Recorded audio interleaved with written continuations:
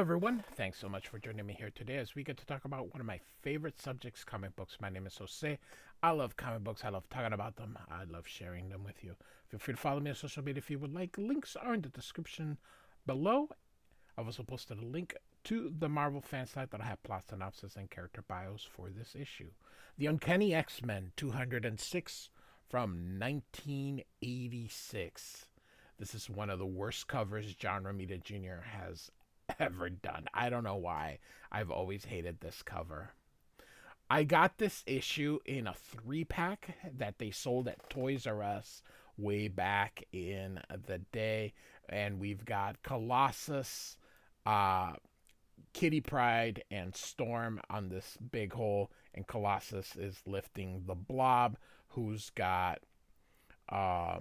Phoenix and, of course, a fallen Rogue in here. So, and FF for Freedom Force. So I hate this cover, but that's all right. It's really, but the next cover I think is going to be one of his best covers, so go figure. This cover is atrocious. So Freedom is a 4-letter word starring the Uncanny X-Men, and we've got Chris Claremont writer, John Romita Jr. with Dan Green, Glennis Oliver, Tom Orzechowski, and Nascenti, and then Jim Shooter. So Storm here, and I love her shaded. Says having a good time, boys. And so there's these thugs here robbing this elderly couple here, and Storm is not gonna have any of it. So we're gonna go past this part real quick. Remember, she has no powers, and she's gonna basically get rid of them using her wits here. She doesn't need powers. Storm is quite resourceful. So, kicks this guy in the balls. Or does she hit him? It does look like she's about to hit him here. So, and breaks that thing over them. The police arrive, and she's like, the gentleman says she isn't with the gang, officer. She saved us. Took them all single-handedly. I hope she killed them all. And so, this is Lieutenant Bree Morrell. And by the way, the X-Men are still in San Francisco. And she says, I hope you stay in San Francisco. And Storm says, and perhaps we will. So they're not going to arrest them. She basically says the X-Men have proven themselves heroes to her. So in San Francisco, she must be rich. Because San Francisco, even back then, is always the most expensive city in this nation, where houses cost too much money. And this is funny, for sale. Yeah. San Francisco apparently is the most desirable place in this nation for some ungodly reason. I don't get it. It can be nice and stuff, but for God's sakes. And so Storm comes, and Kitty Pryde is going on a date, and she's going on a date with this guy named David Ashima. I have no idea who he is.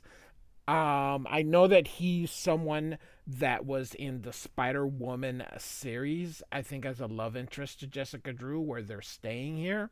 So that's who it is. And he's taking Kitty on a date, but he's an older person, and Kitty's all dressed like they're gonna go see Leela Cheney, who's the girlfriend of Cannonball from the New Mutants.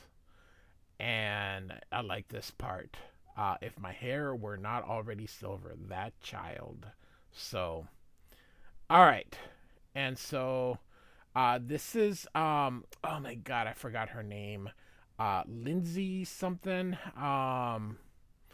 Anyway, she says she missed dinner. This is the part where they said, don't worry about David. He's a perfect gentleman. And Storm says, it smells delicious, but I'm not hungry.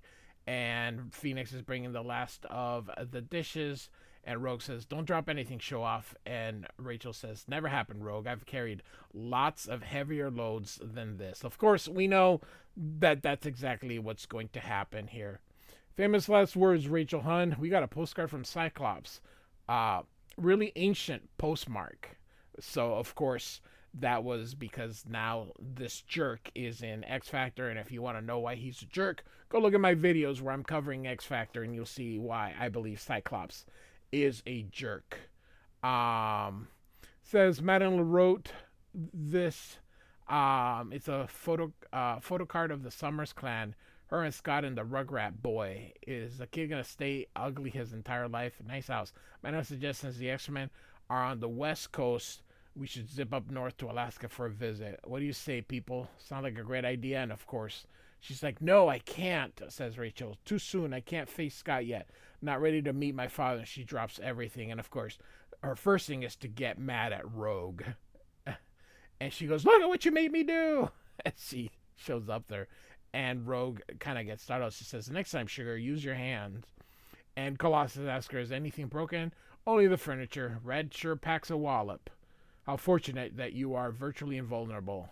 Anyway, Rachel here is having a hissy fit here, and they're like, you gotta stop. And they're like, you have to tell him what's going on. And Rogue tells her that she put behind her evils as well about what she had done to Carol Danvers, and so she thinks it's time for Rachel to basically do the same. Now, we are in an airplane here. We got Amanda Sefton, who's having troubles with Nightcrawler, and she's called. He hasn't answered, and this other stewardess sees, and she's like, are you crying? And she's like, nope. And she says, that crew better be worth it. And she says, once upon a time, he was. So just kind of one page interlude, I guess.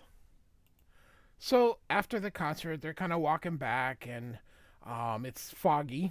So this is their interpretation of the fog. But so they're talking for a little bit, and then the ground begins to move. And if you know anything about Freedom Force, you know that this would be Avalanche's doing here. And they're like, David, he's like, this isn't natural, is it? And so she tells them it's the X-Men. They're under attack. And so you can see this car coming right through. X-Men come out, and there's a web, like an electrical web here. And of course, Spider-Woman during this time is a member of Freedom Force. This would be Julia Carpenter. She's currently the Madam Web. And so Spiral is also with Freedom Force for some reason. And so the X-Men are trying to get out here. And Spider-Woman's not ever. These webs are like, or the snake, whatever. They're controlled psychically by her here. So the X-Men rip off, and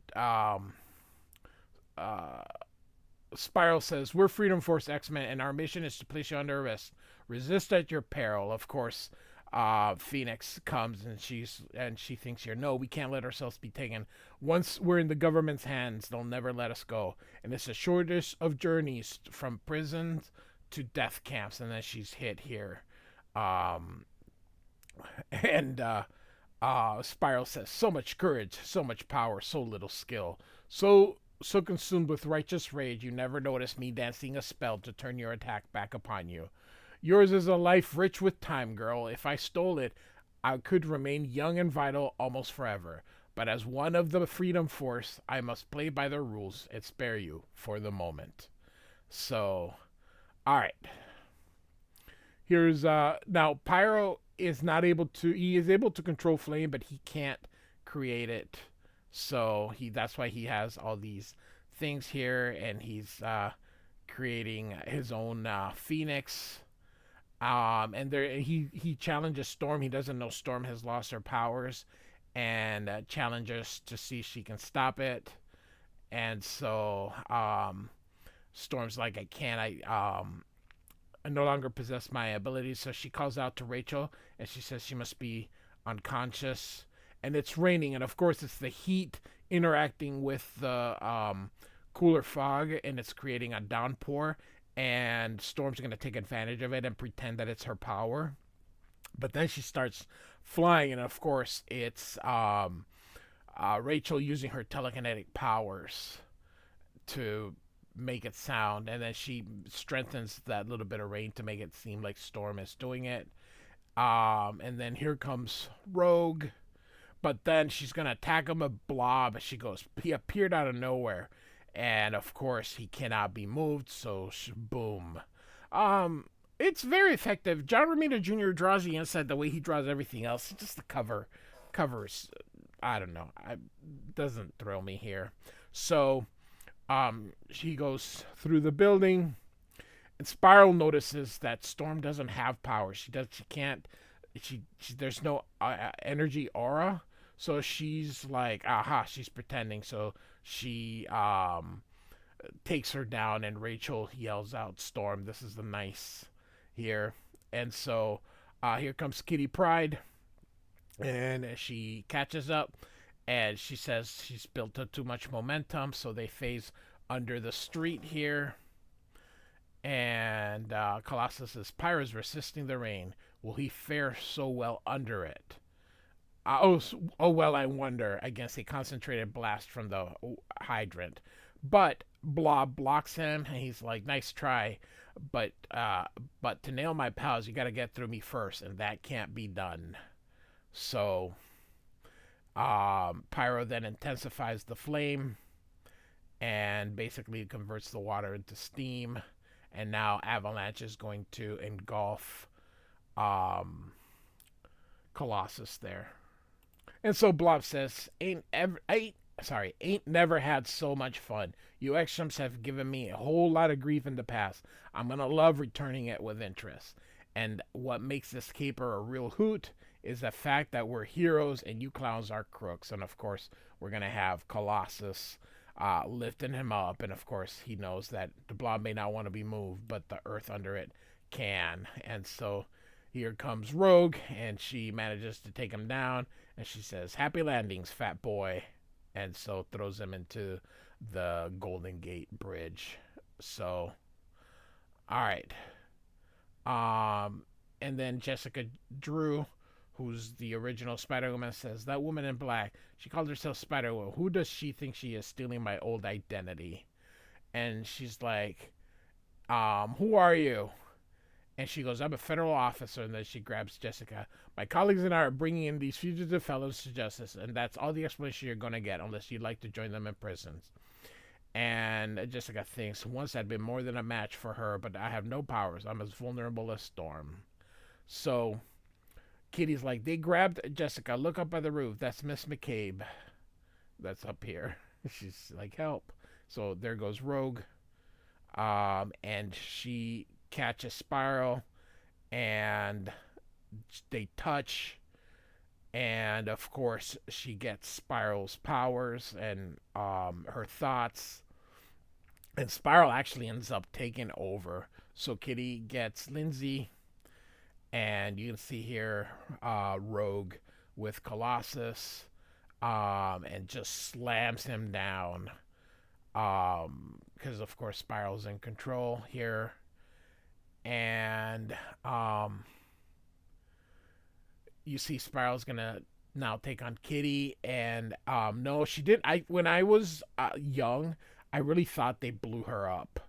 I just couldn't. I was 12, and so I was like, what the hell? But that's her insides, or like her psyche or something. I don't know. Spiral's just kind of weird. And so the X-Men are down, but the police arrive, and they're like, is this a private party, or may anyone join? And of course, Spiral says private. And so she says tough, and so it's Lieutenant Morel from the beginning. And the Rogue and Spiral kind of return back to normal, and she's like, I'm gonna tear your heart, Spiral. And she's like, you want to try it? This time you may not be so lucky. And she goes, at another time. And she goes, do you guys have a warrant?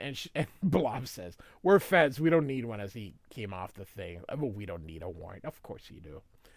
And they're like, yes you do. And they're like, check with the White House. And she's like, well, you need to provide the appropriate documentation, otherwise get the heck out of here. And so off goes Freedom Force. They were thwarted by a warrant. How could you not have a warrant? So the X-Men are gonna tuck and run, basically. So they're not gonna stay there anymore. And so they do their goodbyes, and we get this part here with Rachel thinking, I nearly died tonight, or worse, got hauled off to prison. I couldn't have endured that. I'd have done anything to escape, even taken my own life. And if I had, if worse comes to worse, I'd never have seen Scott or Madeline or my baby brother again. Rogue's right. Some things have to be confronted. Um, or what's the use of living? It's past time I laid my ghost to rest. My world may be dead, but I live. I better start getting used to that by visiting Cyclops and telling him he has a grown daughter.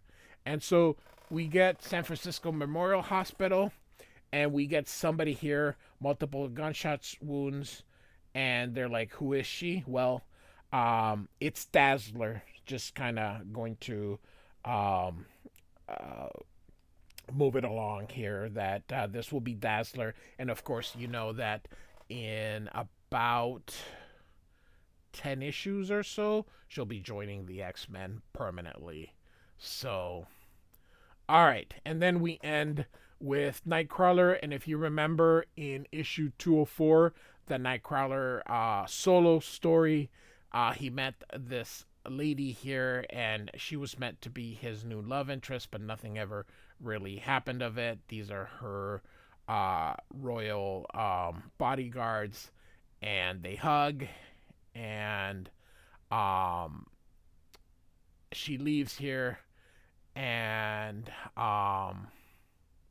Nightcrawler teleports to see her out, and he basically he's basically ready to, he's going to be ready to rejoin the X-Men again. So he's kind of gotten over all that ailed him. So I like this. So all right, next issue, Ghosts. So Uncanny X-Men 206, Chris Claremont, John Romita Jr. with Dan Green. So we are making our way toward the Mutant Massacre. We're almost at the end of John Romita Jr.'s run, if you can't believe it. He's been drawing X-Men forever. So then we'll have a bunch of fill-in artists before Mark Silvestri takes over. And we know that after Mark Silvestri comes Jim Lee. So yeah, we are slowly going through. I have a playlist. I start with Classic X-Men #1, which it was a reprint of Giant Size X-Men #1, and off we go. I got an Uncanny X-Men playlist. I got an X Factor playlist. I got a New Mutants playlist, and I have a X Universe playlist where I put everything together. I've also got a bunch of miniseries that Chris Claremont did, all in there. So check it out. Like and subscribe, and I do thank you for listening. Goodbye.